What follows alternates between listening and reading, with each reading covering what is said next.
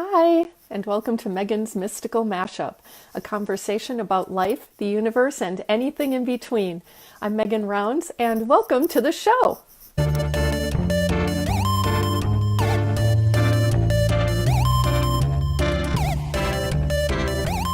Leah Jackson is a high-frequency medium, a physical and emotional empath, an artist, and a 6D Palladian starseed. This is her second appearance on the show. Her first time was back in August of last year. I'll post a link to that conversation in the show notes. Originally from Cincinnati, Ohio, she now resides in New Jersey along with her 6-year-old son Reese and 4-year-old daughter Zeta. In addition to running her spiritual business, where she specializes in soul-level guidance, she also enjoys music, dancing, fine art, and design. You can mainly find her in the main lab, and you can catch her live in her weekly program called Planes, Brains, and Audio Field, which is just the coolest name. She runs that show every Saturday, including today at 4 o'clock Central Time. Please give a warm Lightworkers welcome to Leah Jackson. Hi, Leah. Welcome to the show. Hello, everyone. Oh, my goodness. How are you today? Oh, it's been an interesting day, but I'm okay. It's a beautiful day, so. Well, that's good. That's good.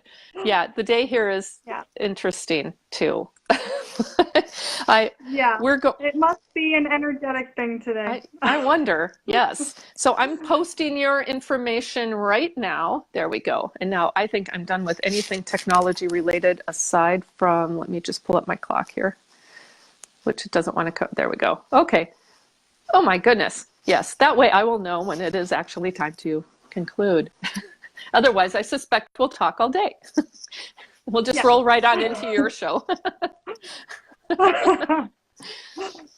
So, the last time you were with us in August, we talked a lot about your spiritual journey, and which is fascinating. I loved our conversation then. And so those of you who didn't see it, definitely go back and watch it.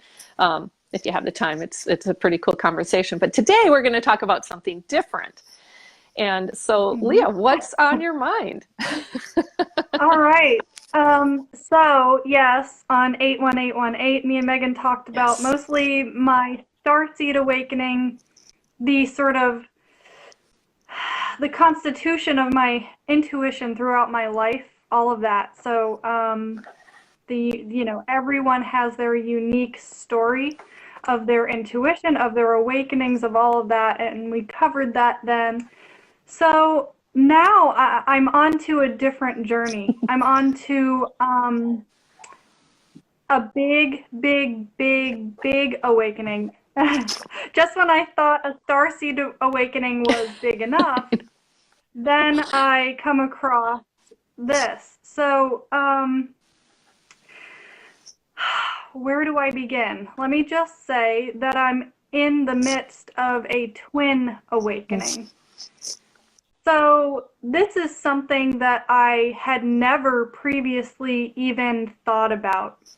It was never something I researched. I wasn't one of those people who said, I have to find my twin. It was never something I cared about until it slaps you in the face, and then you have no choice. It's like, hello, here I Yeah, yeah. am. Do you care to talk about how that happened, or you want to talk more about what's happened since? Yeah. Or both. We have plenty of time.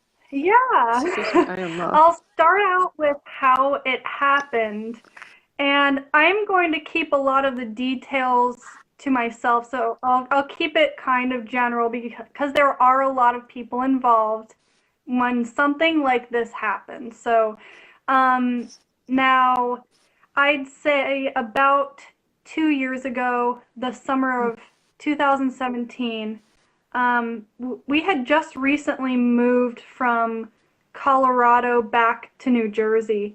And around that summertime there, I met my twin. Now, at the time, you feel a connection, but you're not sure what it means. And at the time, this was about 4 or 5 months before my starseed awakening, which I was already in the midst of empath awakening and getting soul memories, right? And then I meet my twin right in the middle, and then I have my starseed awakening. And then basically what happened looking back on it is just the meeting of the twin must have accelerated, subconsciously accelerated the quick acceleration of the starseed awakening and everything else that happened afterwards. All the soul memories that came in the dream state during waking, all of that. He was a part of them, and so were other soul family members. But it took about, I'd say, a year. It took about a year for me to catch up with what he already knew. Ooh. Yes. So this is the interesting part. Me as the divine feminine, right?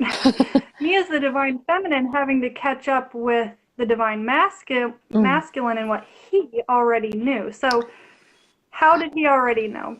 This is the question, right? How did he already know? Well, he already knew since age 14 that I existed. He was given the information. He's always been psychic just like me in a very different way, much more logical way. But he was given my identity and energy. He was given the knowledge of it since age 14. Wow. So he's basically been looking for me for 16 years. Wow. So within all of that, within that knowing, you know, he lived his life, he did his thing. And around 2011 to 2014-15, he channeled a several hundred-page document. Wow. Mm-hmm. Yeah. Yeah. So now, mind you, we hadn't met yet. And I can't talk about the details of the document. It's his personal stuff, but it basically it merges what I learned via my soul memories and starseed awakening. It merges all of that with both of our incarnations now. That's as general as I can make it. Wow. And so from his perspective, when we met in the summer of 2017, he knew immediately. But he gave me time to catch up and to have my own understanding of it. So what happened was I would gain memories and knowledge and downloads, and I would have absolutely no choice other than to contact him and say, hey, what is this? And he would give me information back. He never gave it all to me at once. It's pretty incredible when you think about it, the amount of patience, the amount of patience. So I would give him information. He would come back at me with evidences, and eventually there was nowhere else to turn. Eventually there was nowhere else to turn, and that was about December of last year, December of 2018, when ironically, anyone who saw my show, my guest star during my show last year, knows who he is. I don't know if you saw that, Megan. I don't think I did. And I deleted that. It was, now, the reason I did that was because it was out there and I hadn't fully understood the connection yet. And once it hit a few days later after that show, once it really hit, I felt exposed. I felt very exposed, so I deleted that show. So anyone who saw that show, you know who he is. And that's fine. And if you follow my other projects, you'll know who he is as well. But again, you know, a lot of people, think about it this way. Think about it this way. We're both in our 30s, both have 2 kids. a lot of twins have vast Mm. differences. Vast differences. So we not only have a race difference, we have an age difference as well. Of course, my guides had to make me older as the woman. And I'm very resentful for that. um, and then you have the other side of the coin where, you know, our entire 3D lives are forever changed. Mm. Forever changed. Um, Forever changed. And it with everything you can imagine. I'm not even going to get into the gory details of that. Everything that could have rocked my world did. My world has been rocked in every way because of this. Um, but there is so much, so much, so much beauty in it at the same time. So it's a very interesting journey. Well, it definitely sounds like it. I have some questions, and one is how. So he knew right away when you met him. What happened? Did something happen to you in that meeting to help you on your way, even though you weren't uh, maybe consciously aware of that kind of connection? Yeah, absolutely. I was already on my own personal spiritual journey, and I think he was mostly in shock for a long Mm. time. He was in shock, and we're both in relationships, so he, to be quite honest with you, I hope he doesn't get mad at me for saying this, but he was extremely sad, Mm. and um he would have to avoid me and Mm. deal with it on his own, and for about a year. And once it really all gelled at the moment when I had so many soul memories with him in it that I asked him, I said, because this is the work I do high frequency mediumship where I can pull through high dimensional guides for people, higher selves for people. So I asked him one time when I was trying to understand what this was. I said, "Can I do a reading, a Mm. higher self reading on you? Because I need to figure this out." I can't believe he stayed so, I don't know how he has like the patience of, I can't even tell you. I can't even tell you the patience that he has. Anyway, so I do the reading and I'm an artist, so as I'm doing these high frequency mediumship readings most of the time, I'm doing a portrait of the guide as I'm connecting with the guide. Wow.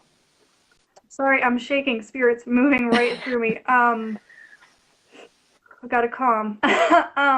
So as I'm doing this portrait, I get about halfway through the portrait. I'm in trance. I'm full, full in there with all my clairs. An emotional download hits me like I've Mm. never felt before in my life. Wow. Never. Never ever. I mean, completely gutted. Like I was on the floor, bawling my eyes out, and I still didn't understand why, Megan. So it's just this thing is happening to you. You don't really understand what's going on, but you're on the floor crying.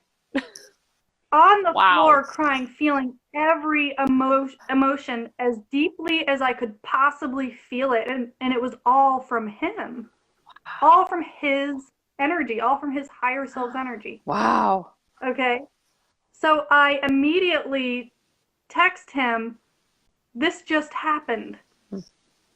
What is going on? What is going on?" Because I haven't felt something like that from, I mean, it was intense. Intense. I'm a strong claircognizant and clairsentient, and I'm telling you, that threw my clairsentience for a loop. I mean, it was deep. Deep, deep, deep. It sounds like it just completely opened you up in some ways, Yeah.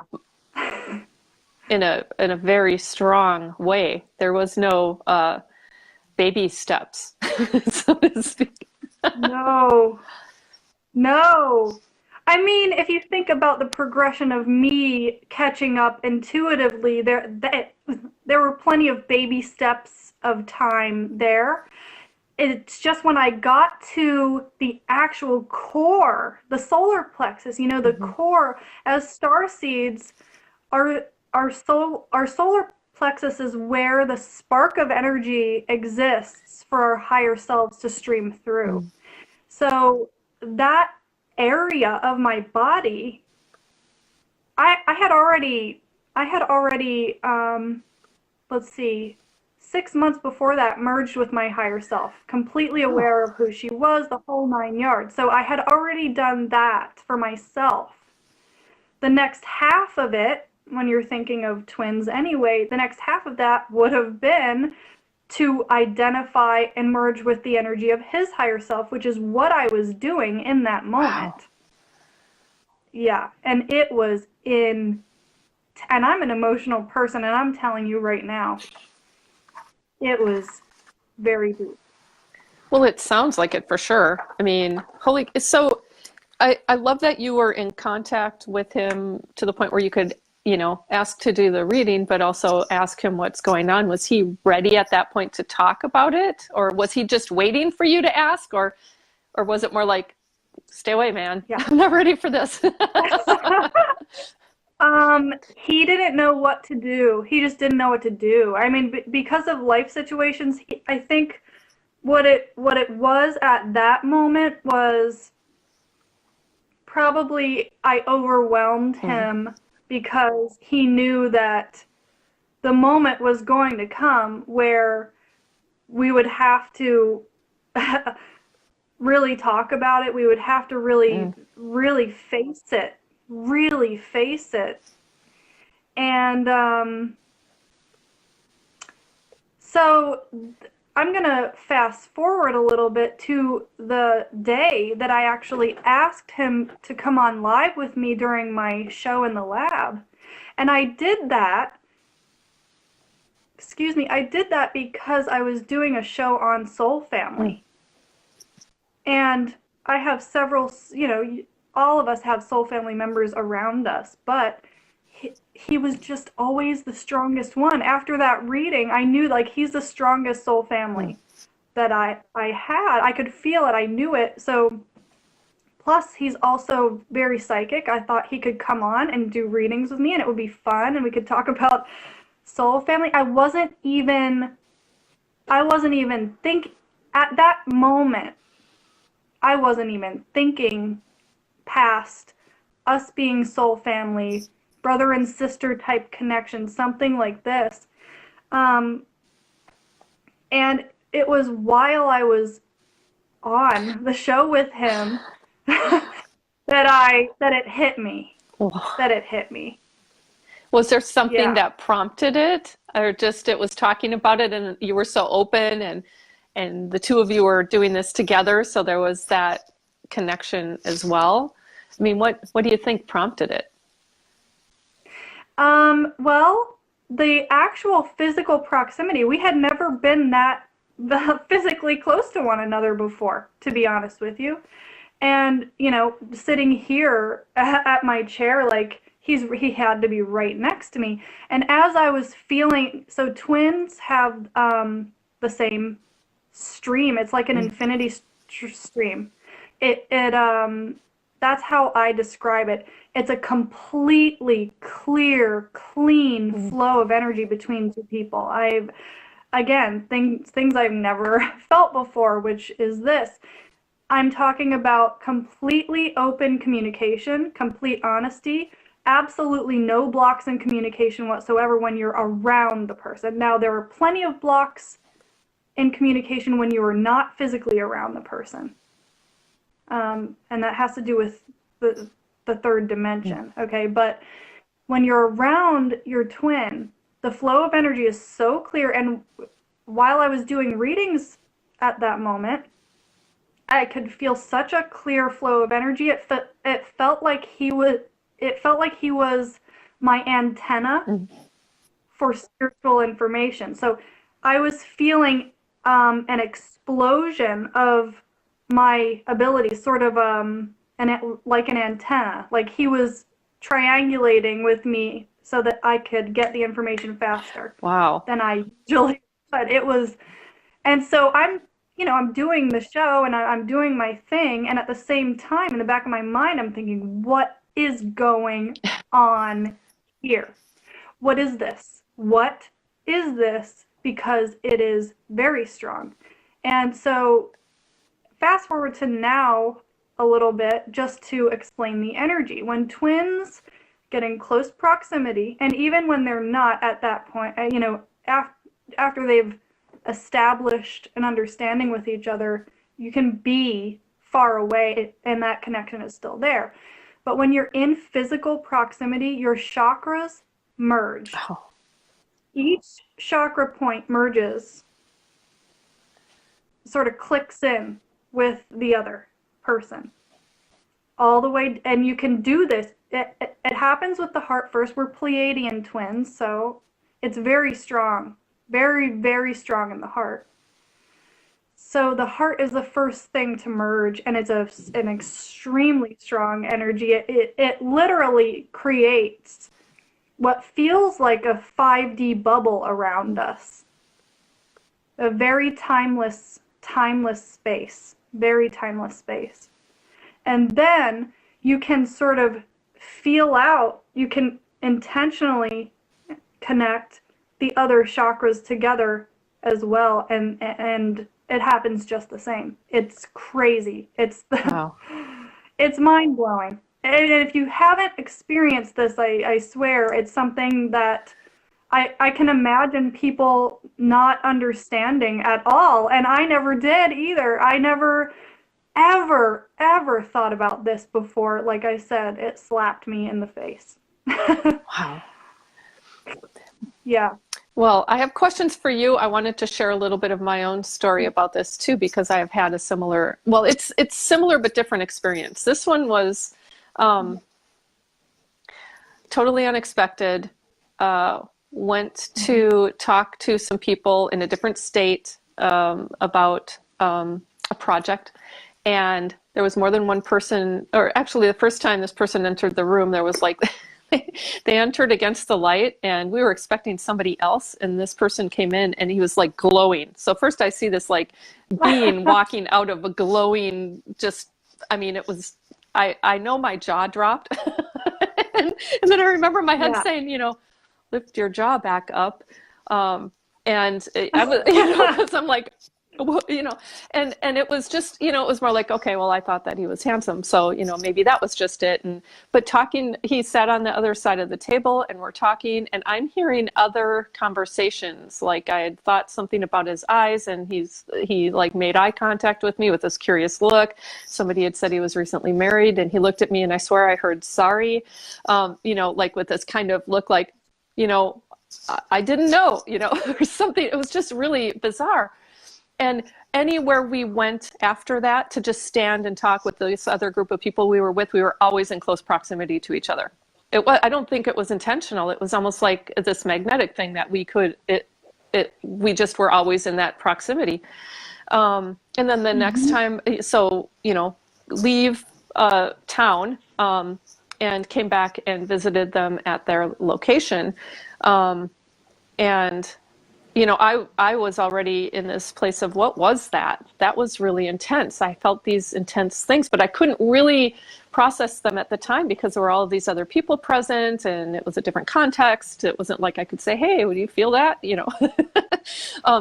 But then when we came back, then all of these other things happened. Like, I swear I was hearing messages from him, and like things where I've never really experienced that before, where I'm hearing like the person's dog came up and put his head on my leg, and I heard, I wish that were me. And I'm like, I'm making eye contact with the dog, but I'm hearing this. I'm like, okay. And there were things like I'd be watching while he's talking, and he'd lose his train of thought very clearly. He had to break eye contact in order to concentrate. And he was leaning across the table, practically on the table across where I was. And I mean, it was just these weird, to me at the time, really strange, unusual things. And the one thing that I thought was most, that really changed me beyond this just interaction was I'm sitting down and I heard, "Why are you blocking?" In my head. And I'm like, am I?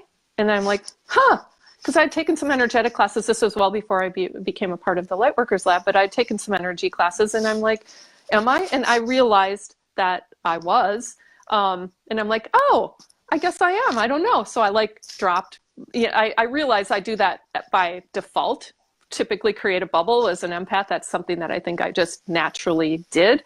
So when that was brought up, I'm like, oh, I guess I am. And so I let that go. And then I started receiving these other messages and things. And it was, we don't talk to each other though. And I did communicate once by text and I got this huge influx of fear. Like, not like, you can't talk to me this way because this is business and, it's a family thing. And, I think that there were fears around that.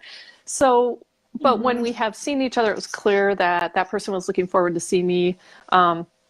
And I was really not able to show my level of excitement because of the context. And neither was he, really. It was just what I saw. But it was like we didn't even really have, like you said, communication flows freely. To me, it never really did verbally. It was more, I remember small moments of just, we didn't spend much time together alone. Like, I'm talking a matter of seconds, but I remember those moments like they were expanded out in time. And, but so that was like almost a decade ago. And that person, I believe, from an ethereal level, let's say, and I connect regularly and have. Maybe not quite as frequently now, but actually I think it probably is. And so all this time I've been like, what is that? And that's when I came across Twin Flame and I'm like, is that what it is? Because this is so different than any other types of energetic, metaphysical interactions I've had. And, we're different in age too, and I'm older. And I'm just like, wow, whatever. And, in relationship as well. And how do you even deal with that? And so I've been trying to make sense of it for this long, and it's like, I told my former energetic teacher that it kind of haunts me because around the full moon, it's especially strong, almost consistently. Wow. And she told me that it was nothing, and I'm like, I don't believe that. And it goes to I think that when you haven't experienced it, it's really abstract and kind of hard to know. I had no idea what that was. And when it hit me, but that person, it's like, was that person more of, no, I don't actually believe that's true. I've tried on different explanations, like, well, maybe my angel transformed into a human form for this one time or several snippets of time, but I get this feeling like from a force field perspective that there's something keeping us away from that environment, because it's like all kinds of things have changed since then that are preventing us from moving forward with plans in this other area. And I keep thinking energetically, I don't think it's that person. I just wonder if there's other surrounding forces around it. And then there's things like this person activated a huge piece of my journey since, in terms of really honing in on empath. But what does it mean to have these types of telepathic conversations with somebody? And it really feels, it's an emotional telepathic feeling. Knowing when that person's around when they're not physically there, and really I believe that person knew a lot more than he let on.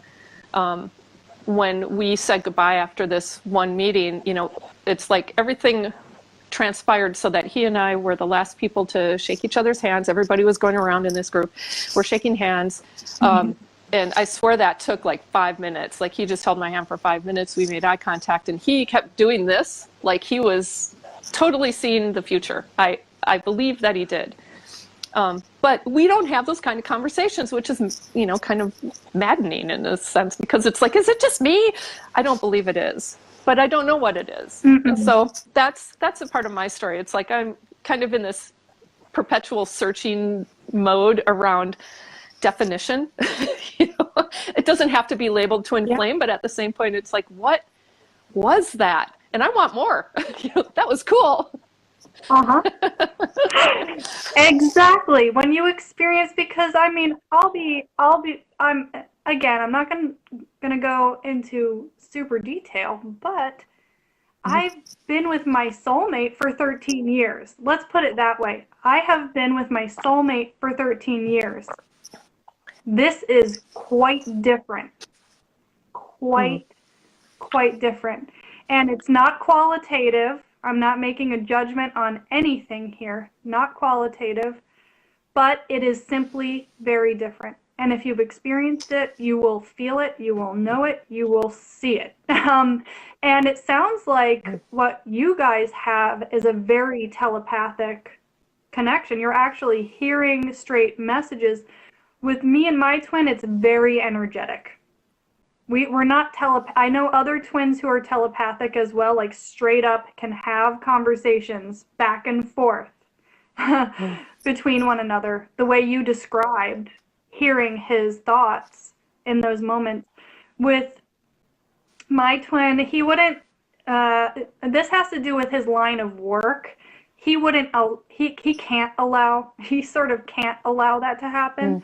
So with us, it's completely emotional and energetic, and that he allows that to flow freely. But yeah, yes, I mean, I can say right now that if you're even questioning that it is that, then it is, because when you go through a life, you know, there's a high contrast in this type of connection, a very high contrast compared to other relationship dynamics. Super high contrast. It's highlighted in every psychic way that something can be highlighted. It's highlighted strong.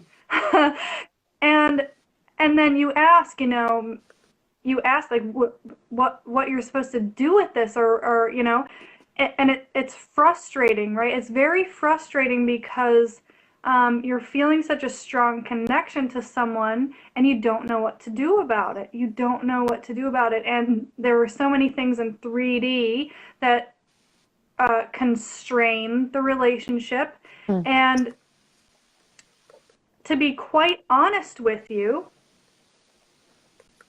the only choice I've had, and the only choice both of us have had, is to be extremely brave and just go for it.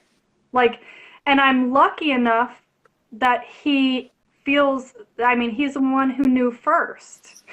He presented the information to me. Okay, Yeah. right? So I figured it out. But then there was one day where he asked me to come over and read his channeled information, and basically he presented all the psychic stuff to me, and he presented himself to me. He basically said, here it is, here it is. And now that's a 5D connection, right? That is existing here in 3D. And it's so what we have to do, what we are called to do by our guides is to extremely manifest 3D around it. Because to be quite honest with you, the love is so strong that I can't be with anyone else. It's that strong. It is literally that strong in this situation. So the challenge is to deconstruct, and here I'm going to say to everyone who's watching this, once you grab onto a spiritual journey, any kind of spiritual journey, it doesn't have to be twins. Any spiritual journey that is different from what everyone else, your family, is doing, 3D and your relationships are going to change. Are going to change. No matter what kind of spiritual journey you're on, spiritual awakening that you have, things are going to change. Dynamics are going to change. Now with this, I mean, every 3D structure just crumbles around connection like this.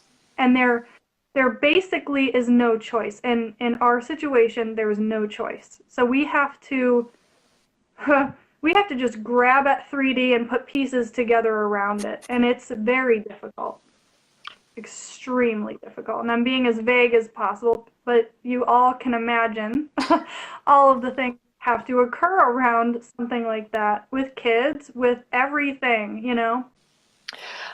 Yeah. I'm curious, and I want this. I want to be delicate about this because I don't want you to share more than you're comfortable sharing. But I'm really curious about putting 3D pieces around it, and what does I don't really know what that means exactly. What I know of in terms of how things have happened in my life is the 3D is starting to crumble in some ways, and me feeling embattled between 3D and let's say 5D, because I want both in a way. I don't want to let go of some of these Yeah, things because they're dear to me and other exactly. people are involved and I care about them. Yet at the same point, there's a part of me that's like, this is the way it has to be in order for this other connection to become realized, stronger, in a Yeah. physical way, in a person, in person kind of way. Yeah. And then when I feel like it's all up to me, I get kind of freaked out because I don't like having that level of uh, authority over not just my life Yep. but other people's. Oh, got my Exactly. little. The hard pill, the very hard pill to swallow in a situation like this is that you have to make decisions. Mm, And that's been the hardest, let me repeat, hardest part of this is having no choice but to make definitive decisions. And what makes it easy is this. It's not hard as you go around this circle, but it always circles mm, back. The love is too strong. yeah. The love is too strong. It's too strong. I can't be, like I said, I cannot be with anyone else. I can't. It's impossible. It would be impossible right now in my life to be intimate with anyone else, let's say, Mm, mm-hmm. anything like that. It's impossible. So that's where it yes, that's how it circles back no matter what you go through in the circle where you say, "Oh, but all of this and I was about to do all of this in my life." Nope. All of that, all of those previous plans are circled back to this connection is too Mm, strong for both parties, and there's nothing more to say about it. And that that gets us into a whole level of conversation where we could talk about the absence of good and bad. Now, mm, when you get into metaphysical understandings, you have to see yourself as a neutral party. You have to see everyone, yourself, your guides. You have to be passive. We're both in the intuitive mm-hmm. intensive, Chrysaline Compton, Trish Carr. You must be neutral and passive and come from the heart space, right?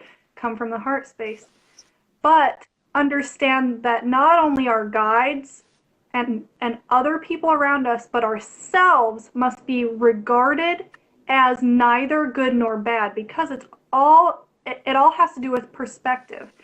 If you are passionate like me and you have no choice, and all of my life I've had no choice but to follow my heart, this is how I am. So if you have no choice but to follow your heart, you have to make very, very tough decisions and be very brave.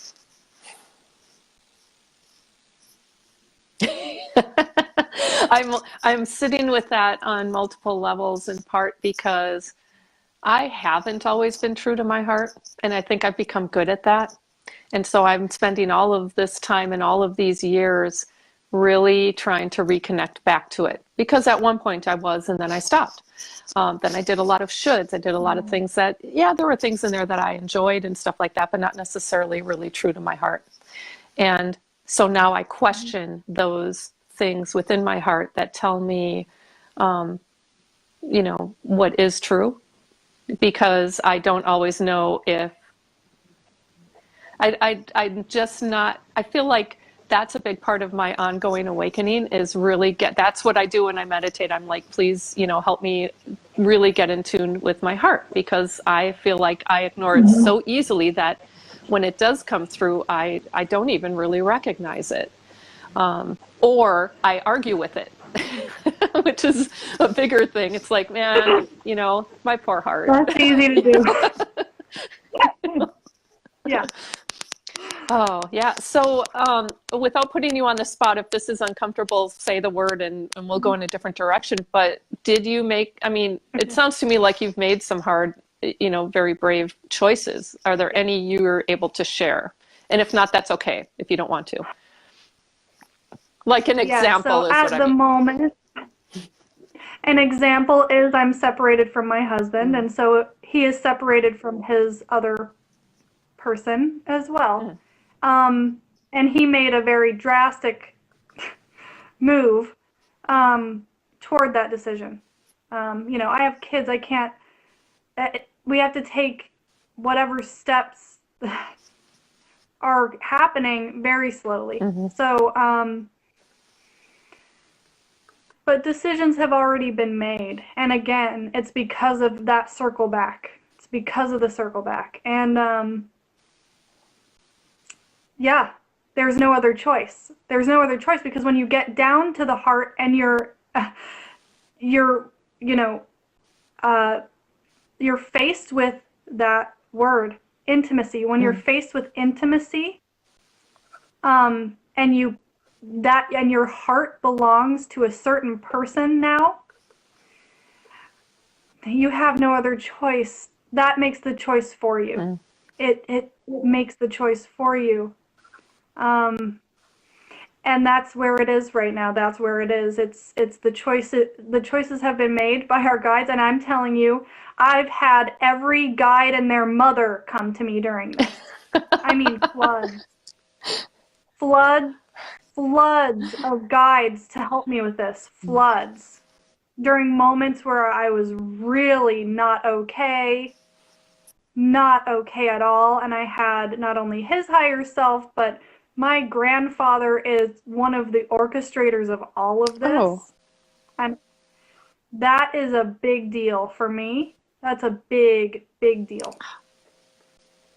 Yeah. So I have a lot of support. I have a lot of support from, I'm going to start crying. Oh, that's okay. One of my sisters here in the lab, you know who you are.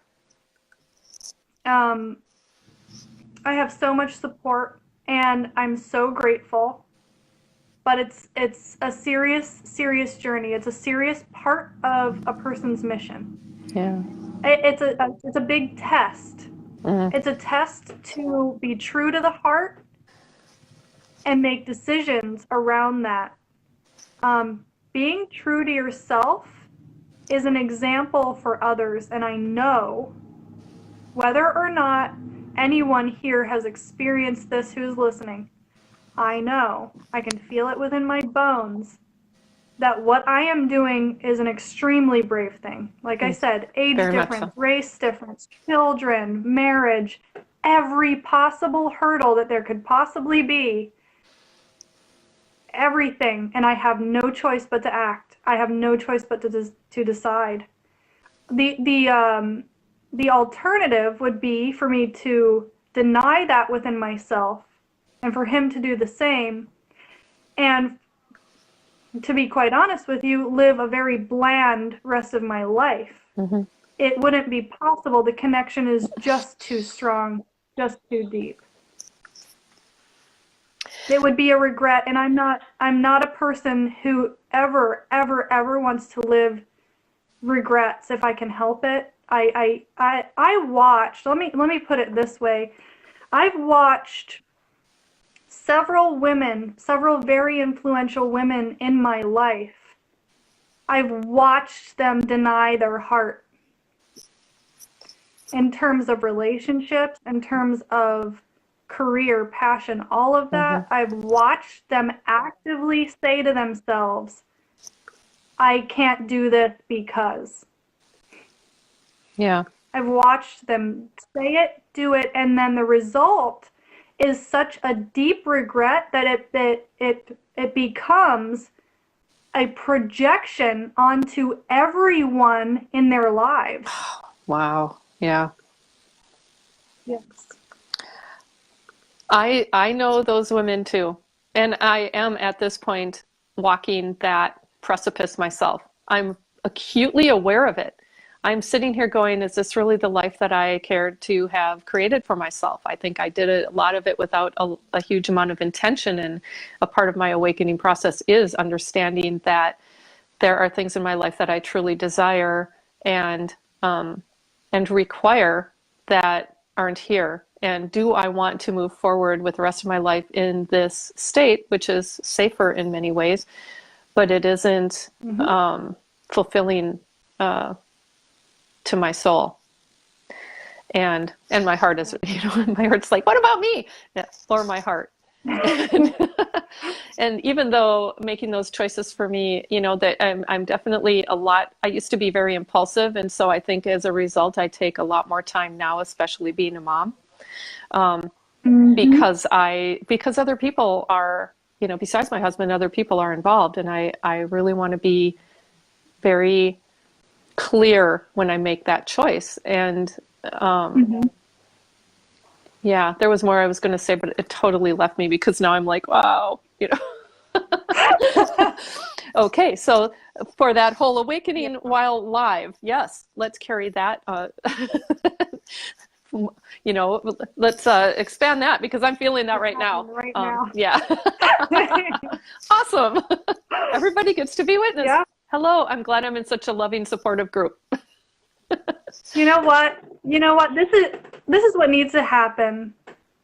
This is what needs to happen in conversations like this is exposure and honesty. And I'm surprised I'm not crying my eyes out right now. I thought I would be, because this is where spirituality merges with everything that everyone wants to achieve, right? Everyone wants to ascend. Everyone wants to get into the heart space. Well, I'm telling you now, go for it. Be prepared to have to change your life as a possibility. Be prepared, because as you crumble away the third dimension from your own body, from your own soul, this is what we're trying to do, right? We're trying to merge with our higher selves. We're trying to be our I am. Well, when you merge with your I am, when you find your I am, this around us, you can call it 3D, you can call it the Matrix, you can call it whatever you want. This can't exist the same way anymore because you're changed internally. You're different internally. And your heart feels a blueprint. It feels a call that it did not feel before. And and you're at that crossroads where you either sign up or lay down. Yep. And the prospect of laying down, feels like death. and the other way sounds like transformation or feels like transformation. That can also be a death, but it feels more positive and like there's an expansion, whereas the other way feels like contraction. And which can I really live with? Exactly. And I think that goes to your feeling you have no choice but to follow, your heart, because wow. Yes, and that's where it gets into also the first response actually to a connection like this, to true unconditional love. The first response for someone here in 3D, and I'm including myself, I'm a Pleiadian starseed, but that doesn't mean I'm not human, right? I am human. I have everything that is human around me. I've lived a human life. So the first thing that happened to me when I truly was with him alone and experiencing it full on, the first feeling I had was fear. Very first. Because it's such a strong, clear love that you're asking yourself, how is this even possible? And you go into fear. It's so expanded that it's shocking. Yeah. And this is one thing I've had to work my way out of, is allowing myself to experience something like this. Embrace it, allow it, surrender to it in a deep way. Because it really is. True unconditional love is outside of the norm of everyday life. Yeah. You know, that reminds me of the thing I've been noticing a lot while meditating and really just trying to clear my chakras and get them balanced and everything that was really out of balance for a long time. And so I'm really focusing on working on those things. And I've really come to realize how much I've limited my ability, I don't know if that's the right word, but to feel pure joy, pure joy. I've been trying and practicing to allow that in, and it's like I have all of these little things set in place to limit that. And I feel like allowing that, you know, you can't put conditions on it, just like, you know, unconditional love. You know, I mean, I think the two are really quite similar. I don't know if they're exactly the same. I haven't really thought about it in that capacity, but I do think they go together. And 100%. yeah. 100%. It's about telling yourself that you deserve to feel that. Yeah. And not feeling selfish or spoiled because of it. That's the hardest. Or guilty or shame. Guilt, shame, all the things that Lauren Antuofermo tells us not to do to ourselves. Well, when you're faced with something this high contrast, you know, you ask yourself, hold on. This is too good to be true. This is all those things. It's so related to mindset. Mindset is a thing that I have spent years working on, personally and professionally, and it's just all of the things that we've been conditioned to think and feel. There's so many layers to it. I know it's so, you know, everybody's probably heard onions have layers. I mean, if you've watched Shrek, you know it, and if you've heard it probably many other ways, but it's true how, I mean, those layers are amazing to me, because I started this journey around mindset maybe 5-6 years ago, recognizing some just overt social conditioning. And I am still today recognizing even more layers around how to feel, what is acceptable to feel. When I show joy, or my daughter shows joy or some type of passion, and we raise our voices, there are people close to us, perhaps even within our immediate family, who try to stifle that. Not because they want to stifle it as much as because it freaks them out that somebody is showing that level of an emotion in general, but that any kind of passion, you know, and being brought up by people who, especially one person who is kind of a hide in the shadows, don't want to bring attention to yourself type of person. I got a lot of that conditioning. And so now I'm seeing a lot of that is coming out. The intuitive intensive has been very helpful in that, because it's like, well, my throat chakra, going through my heart chakra is a big thing, and I'm still working on it very much. But the throat chakra, it's like I'm speaking my truth in ways that I didn't realize or anticipate or plan. We're doing it right now. Big time, yes. Yeah, and I went through this big freak out just like over the past couple of days, because we won these tickets to this gala for our daughter's school. It's a school that helps kids with learning challenges, especially dyslexia, but hers are more around math, and so they help with that. And she gets to transition out of that school this year.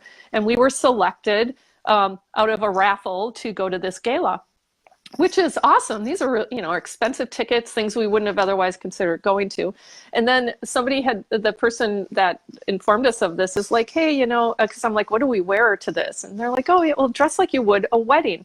And for some reason that triggered me in many ways, to where I started going through this, you know, I'm a Gen Xer through and through. I am a jeans and sweats wearing, you know, I don't dress up very often. I do dress up for professional things, but it's not like, I don't go to galas. I don't, those are just not my typical scene, but I thought it would be interesting and stuff. So I went through this huge thing around acceptance, belonging, judgment, around clothes, because I, and then I had the, things around my weight, and all of these things went through my head over the past 2 days. And ultimately I realized, well, I'm not like everybody else. I don't fit that conventional social template. That's just never been where I've walked, and I'm okay with that. But I had to actually get to the point where I was okay with it. And there was a reason I said this, but around those layers of conditioning, they all came back to me in terms of fearing what other people think. And it's like, but I don't usually care that much. This thing kind of triggered a facet of that in many weird and like, Spirit, thank you for this really interesting journey, especially around the gala. It's like, well, I would never have expected that to have triggered this very rapidly moving emotional storm, in a way, that I had to work through fast, because it's tonight, to get to the point where it's like, I'm wearing these clothes, and and I've got, this little long strand of hair from, that nobody else, I guarantee you, at this place is going to have. And I have to own that because it's me. Yeah. But it was this one weird layer thing I had to work through from a mindset perspective. What's going on here? And realizing, oh my gosh, yet again, I have been hooked into these social conventions of thinking and how I'm supposed to act, look, behave, feel. So, just a quick story, but well, maybe not so quick, but about, wow, it's moving faster. Yeah. And that ties in with all of this, because I've had to be challenged. I pretty much don't care what people think. I mean, but that was challenged as this arose. Big time. Yeah. Big time. I haven't told members of my family about this at this point. I have to embark on all of that. And my guides have basically been, and it has gotten better and better, where I truly feel like I can face anything at this point. After this. I love that. Yeah. Now, have you specifically called in guides, or are you asking for general support from any and all guides? Or do you have like a practice around reminding, around feeling that support when you need it the most? Yeah. Me and my higher self are like homies, Hallie, even people who are soul family here in the lab get visited by Hallie, so they know her too. So it's like, she's my go-to. But when you're trying to get information from yourself and you are really invested in the content, you block it all. So I've had to ask for his higher self a lot, just to deviate from my own energy in order to get a separate message. And I've had support, like I said, from my sister here.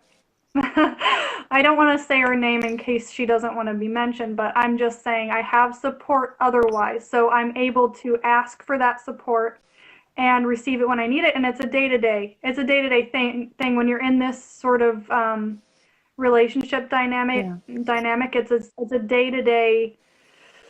It's a day-to-day patience struggle, and you're doing work on yourself. And this is what I wanted to say too. Is, you're dealing with divine masculine and feminine, and you and I are both in the intuitive intensive, and the book for that class is Anadea Judith's Eastern Body, Western Mind. So she has a great quote about the divine feminine and masculine. I'm going to read it here. So let me start I'm going to read it all here. I'm going to connect three different quotes here. It starts with this. In the heart, we continue our individuation by developing another essential balance, that of inner female and male, or in Jungian terms, anima and Mm. animus. Okay? The point is to recognize and bring forth the side that is underdeveloped. The resolution of the anima and animus represents the internal sacred marriage, or hieroskamos, the balancing of masculine and feminine energies within. This alchemical marriage is, as Carl Jung described it, is another step in the individuation process that leads toward wholeness. When the anima and animus have been equally developed, our relationships have stability, mutual respect, and freedom. Do you have, you can send this to me after the fact, but I really would like to, I can screenshot those and add them. I have the book as well. So if you can send me the pages. That one in particular, that hit me really, you just gave me a huge realization by reading that, which I'll share. Is that all you were going to read? Okay. Yeah, that's it. So I grew up a tomboy.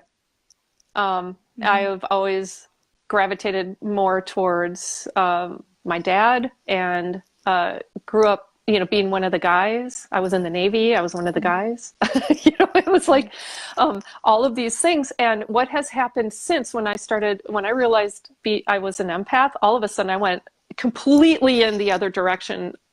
In terms of discovering my feminine side. I had rejected the color pink for 20 years and just didn't want to have anything to do with it. And then all of a sudden I'm into pink and I become a mom, and I become this huge journey of empath, even though I think it's always been there in my life, has really taught me about emotions and coming to terms with them, accepting them instead of always trying to push them away, which is what I was trying to do most of my life and failing pretty miserably at. I'm too strong of an empath to disregard emotions.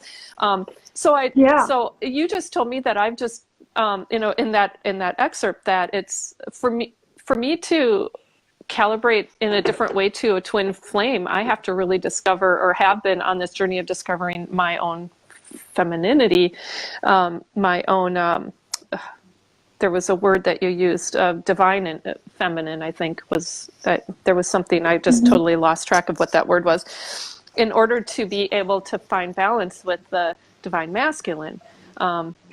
And so I just saw this visually happening when you're reading this, and I'm like, whoa, okay, that's what's happened. That is really interesting. And I want to mention one other thing that I believe is a part of this conversation, and it influenced me in a very big and profound way. It was a couple of weeks ago, and my next door neighbors were going to a musical kind of play at a smaller community theater, but really professionally well done. Well, one of my neighbors wasn't able to go. She was feeling ill, so her husband asked me if I'd go with him. He's like, 73, and I'm like, okay. I look it up, and I'm like, I don't know. And then I'm like, hey, why not? I mean, I got a strong intuitive hit to say, you're going to this, right? So he and I went, and we sat in the front row, which is a place I typically would not have chosen, but I'm glad we did, because wow. I needed to be right front and center, and it was Hedwig and the Angry Itch. And I don't know if you've ever heard of that, but it's about. I've heard of it. It's about this person connecting the divine feminine and masculine within themselves. Ooh. And I saw that, and I find, it was done in a very very interesting, but in a flamboyant way, let's say. Beautiful music, really interesting theme. And I didn't necessarily get that right away. There were some visuals there, but then as my neighbor and I, super fun to process information with, we're driving back and we're talking about it, and I'm like, oh my gosh, that's exactly what it's about. Oh wow, I'm like, oh, this is what I got from it, but I hadn't processed it until I was actually speaking it, which is kind of rare for me. Usually more introverted that way. But ever since then, that has stayed with me. That that uniting the masculine and feminine, both within ourselves, but in order to be able to do that within ourselves, then we can also do that with others. And they didn't go into a twin flame thing by any means, but it was about that personal transformation, which I thought was really an important piece. I mean, the whole thing is surrounding it, but there's so much so many other things going on that I think it can be missed until thought's put into it. And they included a part of it in their playbill, which is good because I wouldn't have necessarily recognized it otherwise. And I think it's loosely based on Plato's Symposium, which I hadn't read. I've read other Plato, but not that one. But that's about love. And it just, when we had our tech test and you brought forth that you might want to talk about this topic, I had intended to bring the playbill here because I have a really interesting visual, but it's on my other desk, so I'm not going to do it. But maybe I'll include a picture in the show notes. Anyway, That made me think of something, and now I forgot what you were talking about. And I was just going to make a point, and I completely forgot about it. What were you just saying? The divine masculine and feminine.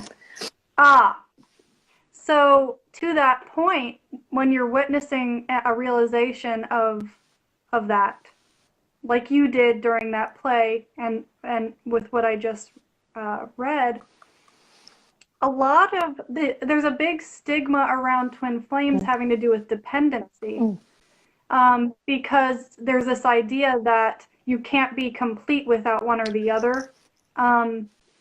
Now, what I'd like to say to that is, it's a requirement that you become whole first in order to have this relationship. So just as Anna Dea Judith just said, it's a part, balancing both of those within you is part of the individuation process. And the individuation process is the most important part of a twin connection or anything else, any spiritual achievement. That is probably at the height of what would ideally be something to balance towards source, because source itself is that balance. Yes. Somebody had asked in the comments, and I just want to bring that forth. We only have 4 minutes left. And I know it's already been addressed within the comments, but I just want to bring it forth anyway, as far as, do twin flames have to be the same or a different gender from one another? And that's my perspective as well. But just for those watching the replay who may not have access to the comments, I think it's really important to recognize that does not have to be duo gender. Do you have any insights as to why? Yes, because the divine feminine and masculine anima or animus are not gender-based. They are an essence of energy. They are not, gender is something that we've created here. And as someone who does mediumship for higher dimensional guides all the time, I can tell you that guides come to me all the time and are very, very different percentages of masculine and feminine. There's no, it's not the same as the stereotype down here. Now, we are, as a society, starting to understand this. We are. And this is where we need to get, in order to understand not only gender, not only divine masculine and feminine, but to understand the twin flame concept.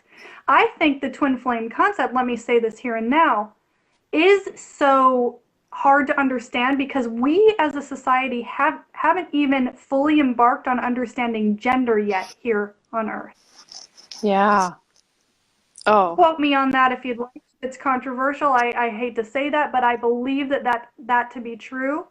You have to go through an understanding of gender and of divine masculine and feminine in order to even understand a twin connection. It is a requirement, and when you're in a twin connection, it's so evident the divine masculine and feminine qualities within either of you, and as they flow between the two, Yep. are so blatantly evident.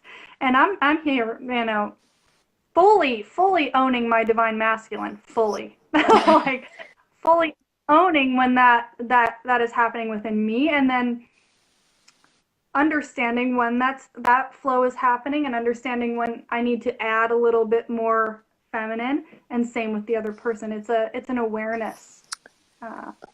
Very nicely said. I love that, the awareness piece.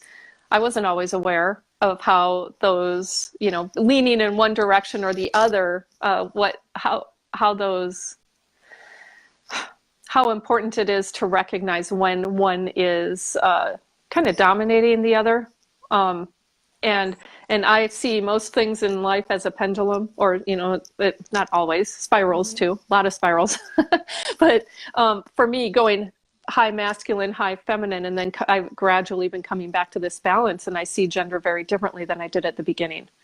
And so thank you so much for saying that and for sharing your story. I really, really appreciate, again, your courage of even speaking so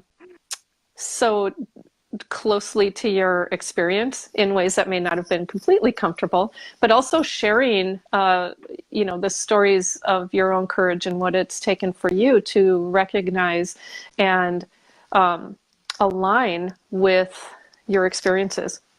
I really appreciate that. And so thank you again for being here today. And thanks for all of you for watching. It's right now time to close, but I do want to just give a plug for my next show, where it's on May 11th, Saturday, from noon to 1:30, and my guest will be Tiff Feed, or Fade. I'm not actually sure how she pronounces her last name now that we mention it, but it'll be really fun too. Leah, thank you again so much. And show notes, I'll make those available. There's a few really cool resources that will be included this time around, and also the replay will be posted probably in the next 2 days. Right. Thanks again. Take care, everyone.